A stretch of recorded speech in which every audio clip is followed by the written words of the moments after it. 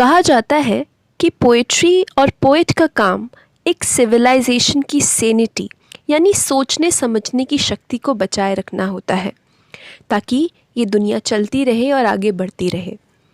पर जब एक पोएट दुनिया के ख़त्म होने के बारे में एक पोयम लिखता है तो उसका मतलब क्या हो सकता है?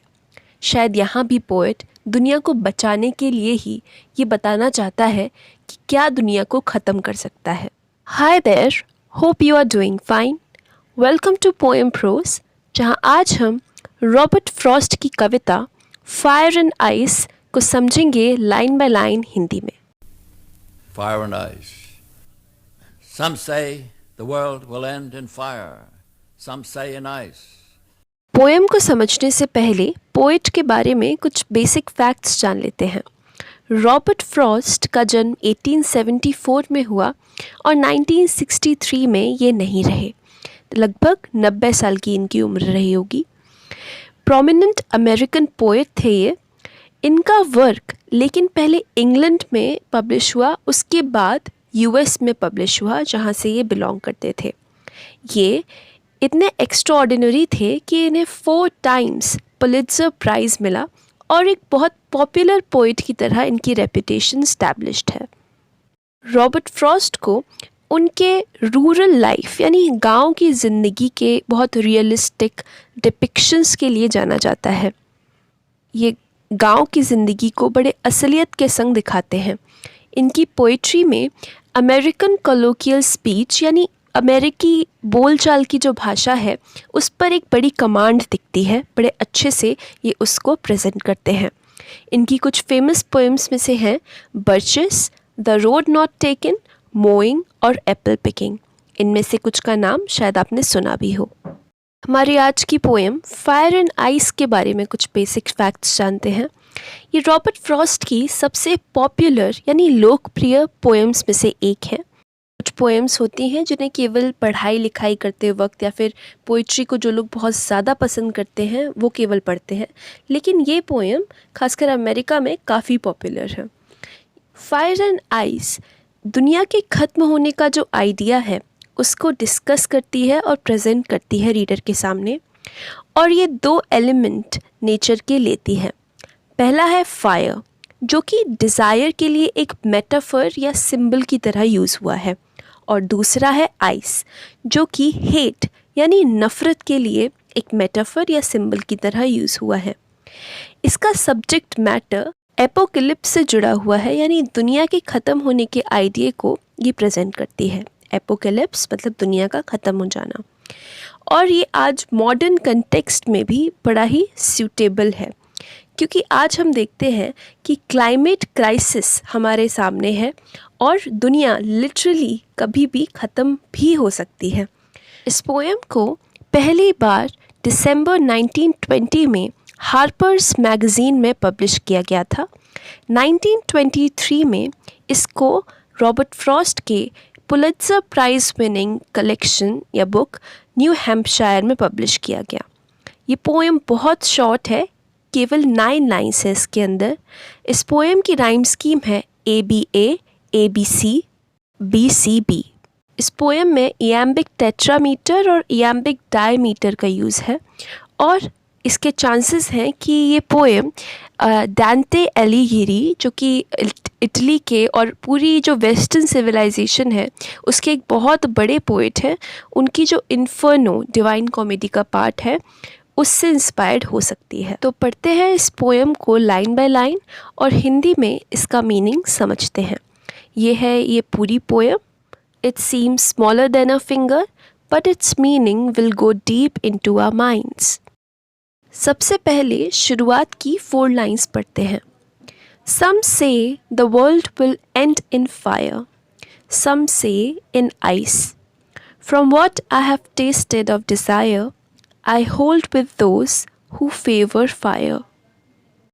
पोएट यहाँ पर कहते हैं कि कुछ लोग कहते हैं कि वर्ल्ड यानी दुनिया जब ख़त्म होगी तो उसका कारण फायर होगा, यानी आग होगी। आग की वजह से आग में जलकर दुनिया ख़त्म हो जाएगी। और सेकेंड लाइन में वो बोलते हैं सम से इन आइस, यानी कुछ लोग कहते हैं कि नहीं, दुनिया आइस से ख़त्म होगी, वो जम जाएगी और ख़त्म हो जाएगी। From what I have tested of desire, poet कहते हैं कि जितना मैंने डिज़ायर यानी जो चाहत होती है इंसान की, उसकी डिज़ायर्स, इच्छाएं होती हैं, उनको जितना एक्सपीरियंस किया है, टेस्ट किया है। अब टेस्ट से यहाँ पे क्या मतलब है, उन्होंने दूसरों में भी जो डिज़ायर देखी है और अपने में भी, अपने अंदर भी जो इच्छाएं देखी हैं। हम खुद को भी ऑब्ज़र्व करते हैं ना कि हमारा बिहेवियर कैसा हो रहा है, तो उससे वो बोलते हैं 4th लाइन में, I hold with those who favour fire, तो मैं उन लोगों के साथ हूँ जो कि ये बात करते हैं कि दुनिया फायर से ख़त्म होगी। अब नेक्स्ट लाइन्स पढ़ते हैं, but if it had to perish twice, I think I know enough of hate to say that for destruction ice is also great and would suffice. Poet कहते हैं कि लेकिन, बट से शुरू करते हैं कि इस दुनिया को अगर 2 बार ख़त्म होना हो, पैरिश मतलब ख़त्म हो जाना, पूरी तरह तबाह हो जाना। आई think I know enough of hate, फिर पोइट अपना जो थॉट है उसे बदलते हैं कि अगर इस दुनिया को 2 बार तबाह हो जाना हो तो मैं इतनी हेट जानता हूँ दुनिया में, मैंने देखा है, ऑब्ज़र्व किया है कि इतनी नफ़रत है इस दुनिया के अंदर। To say that for destruction ice is also great, कि आइस भी डिस्ट्रक्शन के लिए बहुत बढ़िया है, बहुत अच्छी है, और वो भी सफिशेंट रहेगी, वो भी कमी नहीं छोड़ेगी दुनिया को तबाह करने में। अब पोएट ने यहाँ पर फायर वर्सेस आइस के आइडिया को रखकर ये बताने की कोशिश की है कि डिज़ायर और हेट, फायर किसको रिप्रेजेंट करता है, डिज़ायर को, और आइस हेट को, ये दोनों ही काफ़ी हैं दुनिया को तबाह करने के लिए। डिज़ायर, थोड़ा सोचकर देखते हैं, हमारी इच्छाएं यानी चीज़ों को पाने की इच्छा, ये मुझे मिल जाए, वो मुझे मिल जाए। दुनिया में इतनी वॉर्स क्यों होती हैं, क्योंकि हमेशा जो कंट्रीज़ होती हैं वो पर्टिकुलर एरियाज़ को, पर्टिकुलर लोगों को ओवर पावर करने की कोशिश करती हैं, उनके ऊपर अपना हुक्म चलाने की कोशिश करती हैं। दुनिया में जितनी भी तानाशाही आप देखेंगे वो कहीं ना कहीं उसकी जड़, उसका बीज कहाँ पे है, डिज़ायर में। तो दुनिया की जो तबाही है वो डिज़ायर यानी फायर आराम से कर सकती है। और फायर को आप देखिए कैसी होती है, वो एक जगह वो लगेगी और अगले आप 10 सेकंड में देखेंगे वो फैल चुकी होगी पूरी तरह। तो उसका नेचर क्या है, मल्टीप्लाइंग है। और डिज़ायर भी कैसी थी, एक चीज़ पूरी हुई फिर दूसरी, तीसरी। और जो दूसरा आइडिया है आइस का, वो किससे एसोसिएटेड है, हेट से। अब आप हेट को देखिए, जब हम किसी के लिए हेट, द्वेष भावना, नफ़रत पालते हैं तब वो कैसा होता है, धीरे धीरे वो हमारे अंदर बढ़ता रहता है और हमें बहुत कोल्ड बना देता है अंदर से, आइस की तरह बिल्कुल हम जमा हुआ फील करते हैं। हमारी फीलिंग्स जो होती हैं उस पर्टिकुलर पर्सन की, वो उस हेट में कहीं फ्रीज़ हो जाती हैं। और जब भी वही हेट बड़े लेवल पर एग्जीक्यूट की जाती है तब वो बहुत डिस्ट्रक्टिव और भयानक साबित होती है। वो हमारी सोचने समझने की शक्ति से लेकर जो हमारी अच्छी इंस्टिंक्ट्स हैं उस सबको फ्रीज़ कर देती है, बिल्कुल आइस की तरह। तो इसी कॉन्ट्रास्ट को पोएट ने अपनी पोएम में दिखाया है।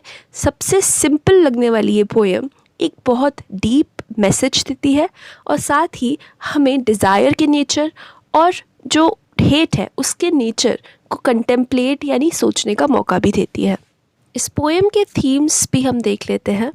पहला सबसे ऑब्वियस थीम है डिज़ायर और हेट का, जिसे कि फायर और आइस के द्वारा रिस्पेक्टिवली डिपिक्ट किया गया है। दूसरा थीम है the end of the world या फिर एपोकेलिप्स, वर्ल्ड का अंत हो जाना।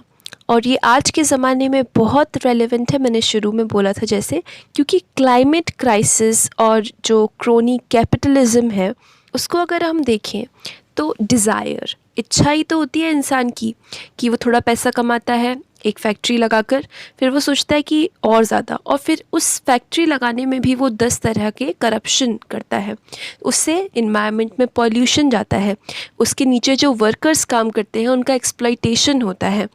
तो ये डिज़ायर से ही जो तो है कि हमारी दुनिया इतनी पॉल्यूटेड हो चुकी है, इतना क्लाइमेट चेंज हो रहा है कि वो लिटरली ख़त्म ही होने वाली है। साथ ही हेट है बहुत लोगों के अंदर, वो वॉर करने को घूम रहे हैं और कभी भी वो आपस में एक दूसरे से लड़ भिड़ कर दुनिया को ख़त्म कर सकते हैं। और तीसरा थोड़ा सा जो इम्प्लाइड थीम है इस पोएम का, वो है इंसान की इनइफेक्टिवनेस खुद के ही इमोशंस और खुद की ही डिज़ायर्स और हेट के ऊपर विन करने की, क्योंकि ये डिज़ायर्स, हेट, ये सब हमारे अंदर ही तो हैं। और कहीं ना कहीं फ्रॉस्ट खुद ही बोलते हैं कि लोग डिस्कस कर रहे हैं कि दुनिया कैसे ख़त्म होगी, तो हम चाहते तो नहीं हैं कि दुनिया ख़त्म हो, लेकिन वो हम ही हैं जो कि जाने अनजाने खुद की ही इम्पल्सिस की चपेट में आकर खुद को और दुनिया को तबाह कर लेंगे। पोएम के स्टाइलिस्टिक फ़ीचर्स को देख लेते हैं। पहला जो स्टाइलिस्टिक फ़ीचर है इस पोएम का, वो मेटाफर, जो एक फिगर ऑफ स्पीच है, उसका यूज़ है। क्योंकि फायर डिज़ायर के लिए एक मेटाफर है, वहीं आइस हेट के लिए एक मेटाफर है या सिंबल भी बोल सकते हैं। साथ ही एलिट्रेशन यानी रेपिटेशन ऑफ सेम साउंड्स है। वर्ल्ड विल में व साउंड है, सम से में स साउंड है और फेवर फायर में फ साउंड है। तो ये थी रॉबर्ट फ्रॉस्ट की poem fire and ice. I hope इस वीडियो से आपको उसे समझने में हेल्प मिली होगी। हमने शुरू में डिस्कस किया था कि Robert Frost American colloquial speech, अमेरिकी जो भाषा है बोलचाल की, उस पर कमांड रखते हैं। तो क्या इस पोएम में आपको कोई वर्ड या स्पेलिंग ऐसी दिखी जो कि अमेरिकन तरीके से लिखी गई हो? अगर हाँ, तो कमेंट में ज़रूर बताएं।